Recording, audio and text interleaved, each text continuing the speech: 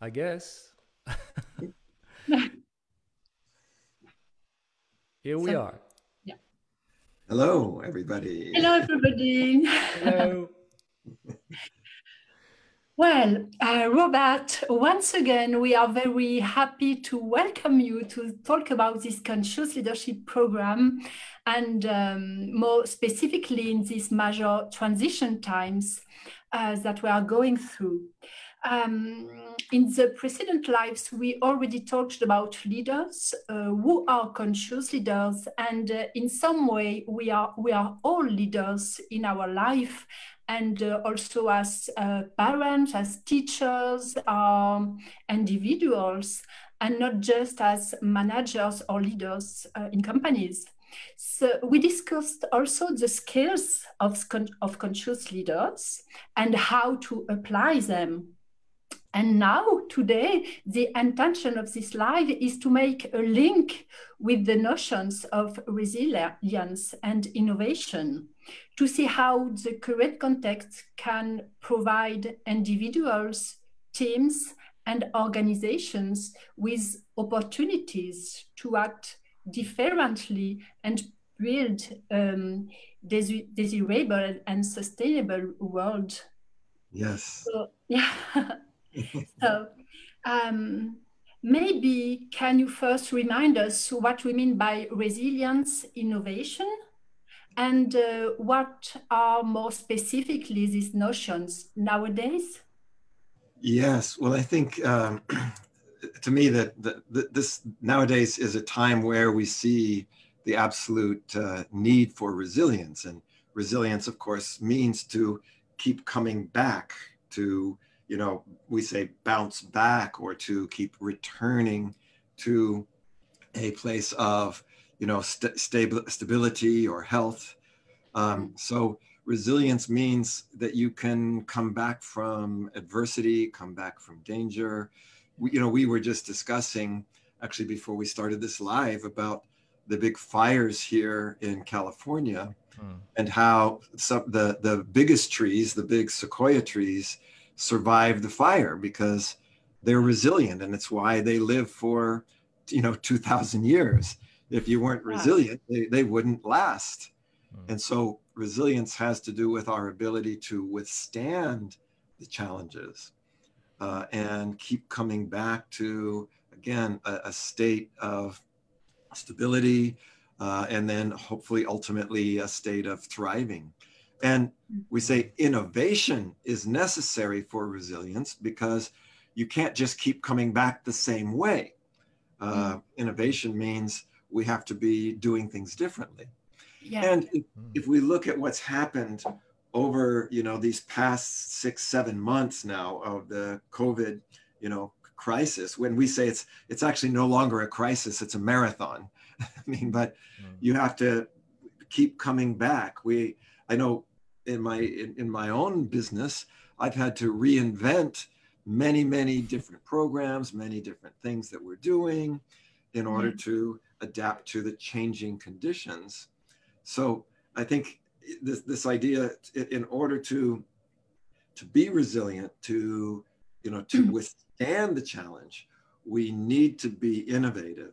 And this is expressed in the Ashby's so-called law of requisite variety, which means that we have to have a sufficient amount of variety, of flexibility, just in order to be able to respond to all of the possible challenges and changes that are going to be coming towards us. And so I think this work with conscious leadership is one of the best ways to both be prepared for these future challenges, but also to take the best advantage of the challenges that we're still facing right now. Yeah. Do you think that we need disruptive innovations, and how to create the conditions to promote them nowadays? Yes, well, I think that one of the things that we see that's happening right now, and it's even related to what we are doing here, is disruptive, meaning all of the programs that we were doing physically live, we are now doing virtually live. And we're reinventing how to do them. We just, at our NLP University, we just did our first, online practitioner program. Things that we would have never thought would be possible or even appropriate to do in previous times is now, being done online. So the idea of disruptive means that it's not just incremental. It's not just a little change in what you're already doing. It means you're doing something completely different. Yeah. And we could also say that relates to generative change, meaning we have to do something new. Again, not just a variation of what we already do, but to really rethink things. Yeah. To really do things differently. And I think that's another thing that's specifically, a result and a part of conscious leadership is looking at things, not just only how to do it a little differently, that's important, but sometimes how to really do something in a new way. Yeah.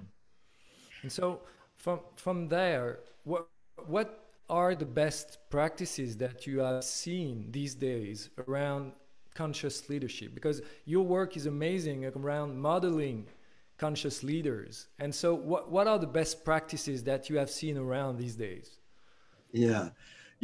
As soon as you were asking that question, I mean, the thing that immediately pops to my mind is that the practices of the best leaders relate to collective intelligence, relate to immediately building a mastermind, whether it's formal or not, because what we realize is that no one of us has all of the information, knowledge, and intelligence individually in order to be able to, respond and to also anticipate and imagine the new possibilities. So I think one of the most important best practices is getting together with others, and then really, I think this practice of really asking questions, being willing to kind of put aside the old assumptions. We sometimes say, go to the state of not knowing, of go to or what the Buddhists would call a beginner's mind, So I think this practice of kind of clearing out, opening to, well, what is possible? And this other idea of really looking at something with curiosity. Now, to do that does involve a very important practice that we all know in the conscious leadership work of coach state, being able to maintain a stable and generative state in challenging conditions. And so I think that's another important practice, just that capability to manage our own state and our own filters. And then when we can do that, then we're reaching out to others and looking for, what are the new possibilities? What are, the new potentials, and being curious to discover what is possible. Yeah. Does it mean that even if we are afraid, this crisis is a lever to really make us change our mindset? Yes. Well, I think that this is, we could even say this is one of the possible gifts of any crisis, is that it forces us to get out of the box of our old mindset. And, as Einstein famously said, we can't solve problems with the same thinking that's created those problems.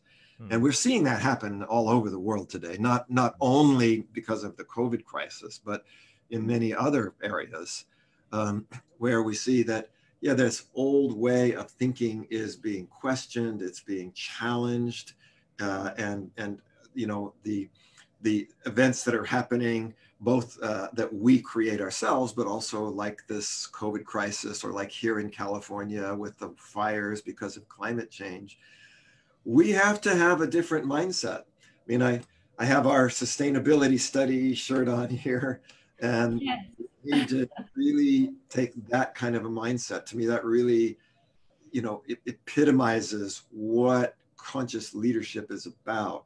How do we look forward to making a more sustainable future. Mm. So that we are thriving, but in a sustainable way.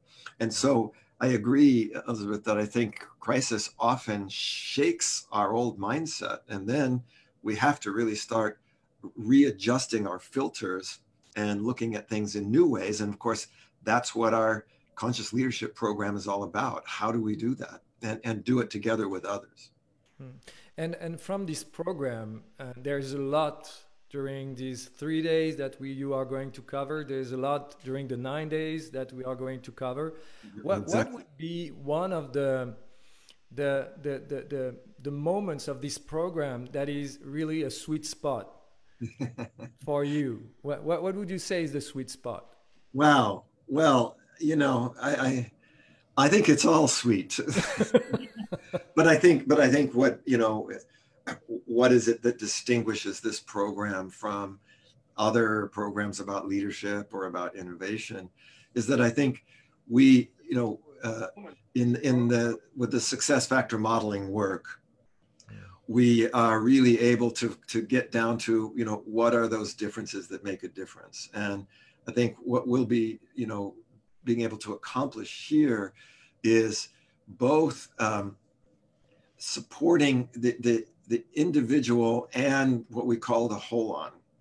And I think big part of what conscious leadership is about, and we say our fundamental measure of the consciousness of a conscious leader is in the ability to hold as much of this whole on in awareness as we move forward and make decisions. So I think in this program, we're going to be, really, people are going to be learning how to do that in a very concrete, pragmatic way. I think for me, leadership has always been one of my great passions, and it starts always with our own self-leadership. So I think, again, a big part of this is one of the sweet spots is we say that I can't take my teams or my business to another level if I don't take myself to another level first. So one of the things that characterizes all of the success factor modeling programs is this very strong link between our own personal development and our professional development, what we are able to bring into the world. So I think that, that's one of them. And I think also the fact that we, the three of us, are working together as a team is going to be also particularly powerful for people there. So again, I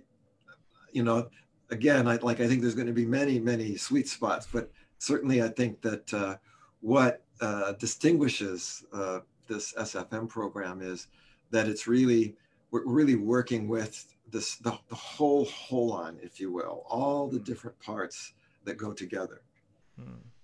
And so maybe Elizabeth, go ahead. You're welcome. Okay, so can you share with us an example of what it means to you to be a conscious leader? What is a practice that you own and that takes care of the whole? We have the coach state, of course, but what is the practice that is maybe at the core of what you do these days? Well, one of the most common practices that I'm always doing is this whole notion of alignment. We identify these multiple levels of success factors. Our environment, obviously, that's where, all the action is taking place. But then which action, what behaviors, that's important. But then this is where we start getting into, I think, some of these areas of consciousness. How do I know which action to take? What kind of strategies? A lot of what we're going to be working with in the program are going to be these kind of strategies. How do I go about, envisioning possibilities? How do I go about putting into concrete steps something?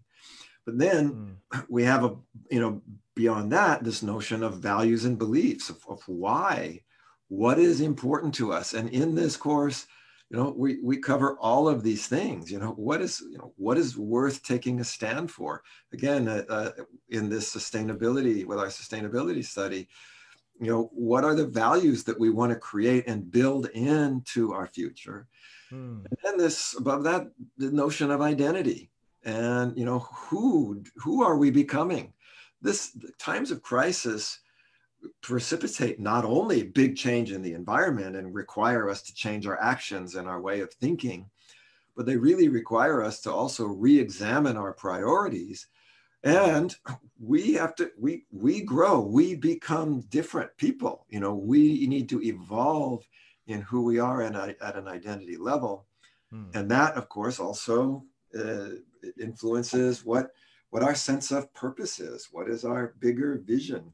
And so to me, one of the big practices is constantly being able to, have this kind of both systemic thinking along with our strategic thinking.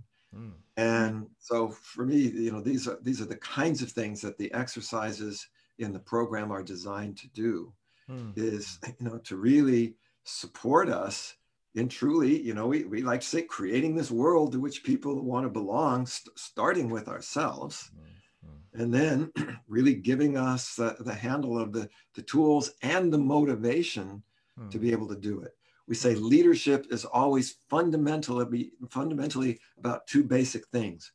Which direction do we take, and bringing energy to do it? So we need that motivation and we need that clarity. And that's a lot of what this program is about. Okay. And we also need some practices to feel this energy. Exactly. Yes. Yes. And maybe can we share with people how do we practice, and how do we maintain a good level of energy? Yeah, I mean, this has to do with our own personal resilience. When we speak about resilience, if I'm not resilient inside of me, if I don't have ways to recharge my energy, to rebalance myself, I am not going to be able to, sustain my course of action. So we have many practices here that we mentioned things like what we call the coach state, like aligning ourselves, but there are also our specific practices that we go over where we share and share best practices with each other about how do we manage our state, how do we build our energy. And big part of that is going to come from the work with continually connecting with what we would call our passion, because we say, if you have no passion, you have no energy. And if you have no energy, you basically have nothing. No energy, nothing happens. Yeah. So one of the practices is being able to intentionally and explicitly know where this sense of our own personal passion is, what it's for. And I think in these times of crisis, when everything else gets uncertain and everything else becomes, disrupted, the one place that we're going to find stability is in that place of, what is it that, gives us energy? What is it that we are committed to, devoted to? And that's going to be one of our first and fundamental practices. We say, leaders start with passion, and then you turn that passion into a vision. Just sharing with you, yesterday I was delivering a keynote with CEOs from a French association, and I was talking about fatigue and how sometimes, and I was having CEOs saying, because I was saying, just take some time to rest. And they were saying, I don't have time to rest. So what would you say to these people who have kind of a feeling of this upcoming world, but still belong to the other one and are in the between space? What would you say to them? Well, this that we say one of the biggest challenges where we need, especially to be generative and innovative, is in these times of transition, because as you point out, Jean-Francois, we have not yet arrived at the new normal, but we are no longer able to be in the old normal, and yet that's still what is most familiar to us, and so we keep falling back there. I mean, I think one of the things that I would say is that you know, you can't afford, I would say to them, you can't afford not to take the time. You know, I mean, if you don't take the time, you're not going to make it. Now, sometimes what people think is that that time is not productive. And yet for me, I think that this is what we say, that capability to really get ground, you know, take that moment. We say, slow down, pause, breathe, center. Now maybe you don't have to do that for 3 hours, you know, maybe 30 seconds is going to be a very important difference.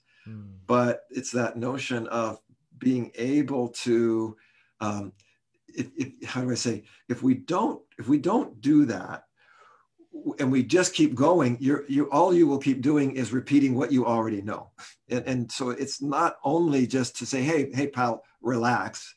It's if you don't relax, and you just keep going, doing, you know, kind of going over the cliff. Like, I don't know if you have this, you know, there's these animals called a lemming, and one goes off a cliff and the others follow them off the cliff. And they, you know, so we say we need to take that time in order to open a space also to find something new. And I think this is important to do every day. And one of, you know, certainly one of my practices is to take time to do something physically every day. And in my case, it's running. But it's actually a very productive time, you know. And so I think one of the sort of assumptions is that somehow rest is not productive. And yet, I mean, I also know as a distance runner, at least a middle distance runner, you know, you need to take that time to, you know, if you're going to make the whole course, I need to manage my energy properly. And if I just keep going full speed all of the time, you know, I'm going to start wearing down halfway through, and in the end, lose the race. So I guess I would try to say those kind of things. That of course I completely understand the circumstances and the intention, but the key is ultimately productivity and doing the right things, not just doing something, but doing the right things. And in that way, we need to have those moments, as you say, Jean-Francois, where we slow down, we pause, we breathe, you know, we center. And from there, something has a possibility to emerge. If we don't do that, nothing new will emerge. We just keep repeating the same pattern. And I guess this is where having like you say, sometimes a sangha, a group, yes, a community, that's where you can ground your practice and your discipline every day so that you keep on practicing and ground your practice very deeply. Yeah, I was just yesterday morning on a call with one of the main NLP associations, and the two people that were calling us, as I'm a part of their sangha. They call it a wisdom council, because they're in a big crisis phase, you know, and they are having to reinvent a lot of things. And it's, you know, it's actually, I think it was very wise, you know, to take that moment to call in people, to sort of clear the screen and start with, I mean, basically take a blank piece of paper and start with a brand new mind map. And I know that probably that moment of pause and calling, you know, the masterminding or the sangha, as you say, probably is going to be a major, you know, important step for them. So, and, you know, realizing that we like to support each other, you know, and there's a bit of that, a kind of a karma in that, you might say. Our own generosity to others is going to come back in terms of generosity back to us. So it is important to also take the time to help others. So yes. Yeah, and that's where the bigger hold on is part of the awareness. It's taking care of the hold on. Yes. Yeah. Taking care of the hold on. Yeah. We also have the question that this crisis make us really realize that we move from a local consciousness to a global consciousness. this is linked to this Holon. And how can we implement promising actions at a global level? How this model of SFM can help us to do that? On one hand, we speak about globalization and civilizations. So how can we now act differently? Yeah. You know, this is it's a beautiful question, and it relates to the other idea, the aspect of holon, which is hologram, meaning that the whole is in every part, and the way we take care of each part is also about, you know, it's a reflection of how we take care of that whole. And you know, I think now is also a time for that. There's that old saying that says, "Think globally, act locally."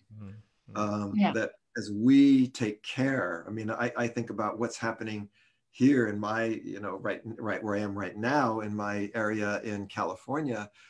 We have to take care, so, you know, have a more sustainable situation so that we won't have fires. The fires get worse every year. And, you know, that more of this state has burned this year than ever before. And so, you know, yes, we need to be thinking of the bigger holon, and then realize that what we do here also makes a difference. And I think it's something that the pandemic has shown us. Yes, the pandemic is global, but if I don't wear my mask when I go to the store here, that's going to make a difference, right? So that our individual action in this moment can have a huge effect. So I think it's that, I think that's another mindset, Elizabeth, that's so important. This pandemic mindset, that we realize the way that we address a global crisis is through the way that we care for and, you know, are conscious of our actions now and where we are. And that what we do here now in our local place today will have an impact. So that's where I think it's this notion of congruence, alignment. You know, it's so, sometimes I see people who they're speaking about global peace or global harmony, and yet in their personal interaction, they don't show anything like that at all. So, you know, we know that even though Gandhi didn't necessarily say these words, he reflected this principle of be the change that you want to see in the world. So if I want to make a global difference, it starts with me and how I live, you know, each moment of my life now. Absolutely. Yeah. Be the generative change. Be the generative change. Yeah. Some people speak more and more of its crisis, its consciousness crisis, the sense crisis, and not only a COVID crisis. So the main thing is how can I be an example in my own life to make a difference? Yeah. Yes, I really like what you say. I mean, I think it's clear that this, like a crisis like this, is a wake-up call. I mean, it says, wake up. We must become more conscious of how our individual actions, you know, influence the rest of this holon, that what we do has consequences. You know, we started our sustainability study before this COVID crisis, but you know, we were going to realize, and we see it happening here, obviously today in California, there's a climate crisis. And still what we do and how we choose to eat and how we choose to, what we choose to buy and to, you know, to our health also. Yes, it's going to affect the future, and it's going to affect the whole world. So we are an interconnected world, and you know, certainly the COVID and this whole, you know, explosion into virtual connections. You know, I'm in now today in more constant connection with more people all over the world than ever before. I mean, it constantly, you know, on a daily, weekly thing, I'm constantly communicating with people all over the world. And that's just going to keep expanding. And so we are connected. And the interesting thing that means is that the more connected we are, the more important that our individual action becomes. Yeah. You know, it's not the less important. It's the more important that what we do becomes, and we need to realize that. Can we say that nowadays the personal development is really joining the collective development? Yes. That we have to reinforce both of them with mastermind, with individual development. Yes, yes. Both as really, Both, as we were saying, it's both together. And this is, I think, the big, one of the big lessons of all this SFM programs, but especially of conscious leadership, is that, our development is essential to this global development, and that the two go together. And it's important to be able to keep that balance. One of the ways we talk about that is this dynamic between the ego and the soul. The ego meaning ourselves as an individual, a personal, or taking care of ourselves personally and valuing ourselves as an individual. And then the idea of soul being that we are part of something bigger than ourselves. The meaning of our lives comes through our contribution and our participation in something bigger than ourselves. And so we need to balance those. And the more we develop ourselves, the more we can contribute to something bigger than ourselves. And then that contribution comes back as a benefit to us. And I think that consciousness, that realization that we can create this virtuous circle, yes, is really important. And what I think what conscious leadership does, that program, is it shows us this is not just an ideal. It's not just a nice thought.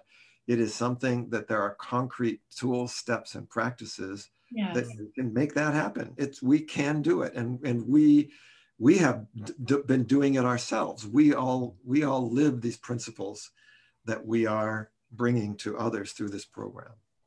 And this is what I'm going to keep from our discussion today, is that to embody these practices, you have to have a group and to belong during these 3 days, during these 9 days, and even the conscious leadership mastermind that will come with this program. We have to create the place where these practices become like an everyday practices, thanks to the community. Yes.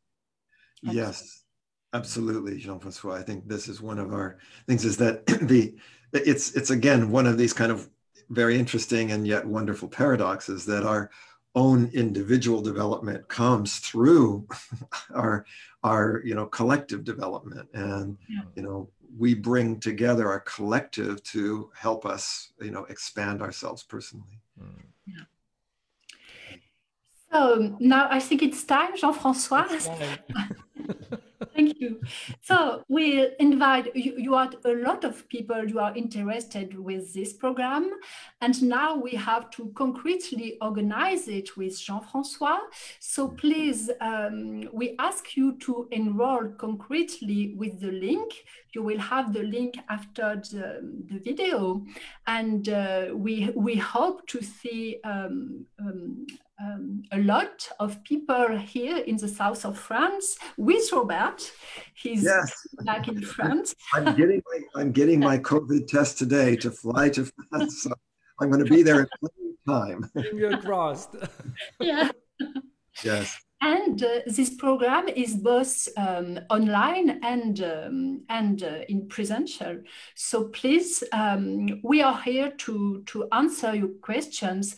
And yes, now it's time for us to organize concretely all the training. Yeah. Well, we were saying there's the time to pause, and then there's the time to act. And I think this notion that leadership always begins with leading, right? Taking that step. And I think that this is, as we say, I think we're moving into a time now for action. And again, even if there is still a lot of uncertainty about what that new normal will be, now is the time to start concretely creating what that is. And I think that's what this program is. So I just want to invite you, those of you who are interested, please come and join us. I think this is going to be a very groundbreaking, innovative exciting program, and obviously it's something that we've been preparing for a long time. Yeah. So and in a so special context. This exactly. this has never happened in such a context. So it's really the moment to join a group of people, like-minded people who are really vibrating with that mindset and consciousness. Yeah. And with the Sustainable Development Survey, you will have some inspiring leaders with us. We will have some other live with Jean-François and maybe with Robert. I don't know exactly. And the idea is that you will have to experiment some specific mindset of consciousness. We will tell you a little more later about that. We have some surprise for you. Yeah. So thank you, Robert, for joining us today. You're very welcome. Have a safe flight towards France. Yeah. I look forward to seeing everybody live at some point. And virtual is okay too. Yeah, absolutely. Yeah. It's a Take pleasure. good care. Okay. Take care and bye-bye. Bye.